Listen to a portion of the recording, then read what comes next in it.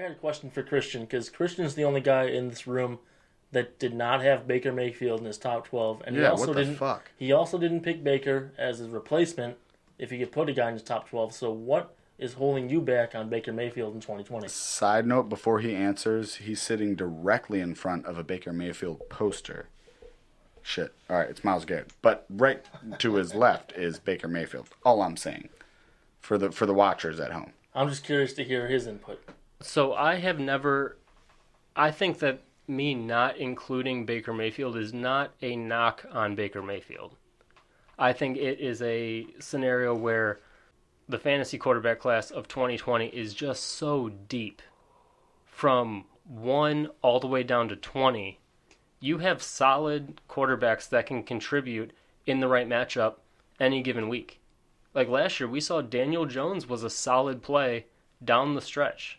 So because of that, you have a very deep quarterback class where I simply found 12 guys that I liked their situations, and by situations, it may even mean worse defensive complementary football.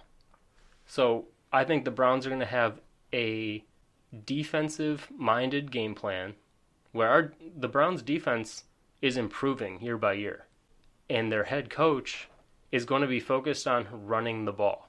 We preached on this podcast last year, every single week when we reviewed Browns games, that Kareem Hunt and Nick Chubb needed to touch the ball 30 times.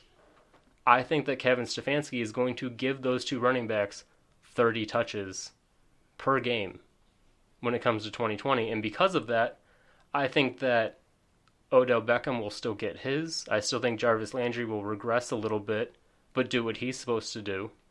And then you have Hoop, who's going to be a red zone threat. So let's not forget Hollywood Higgins, though.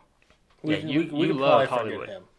Just want to make sure that all of us remember that he's also a receiver. Should I bring up his career stats again? No, you can we turn his mic off?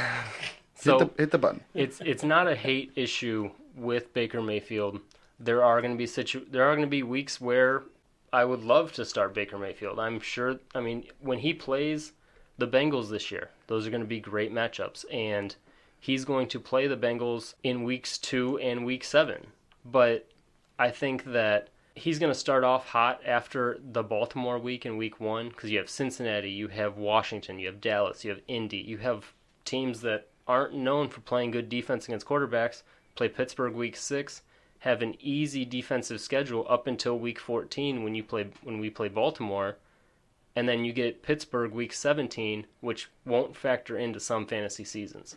But if I'm looking at the fantasy season from 1 to 17, I think Baker Mayfield is going to be a matchup quarterback that may vie for QB1 numbers, but I don't think that the Browns head coach, Kevin Stefanski, is going to throw the ball enough to warrant passing up 12 other guys in 2020. It's a fair point.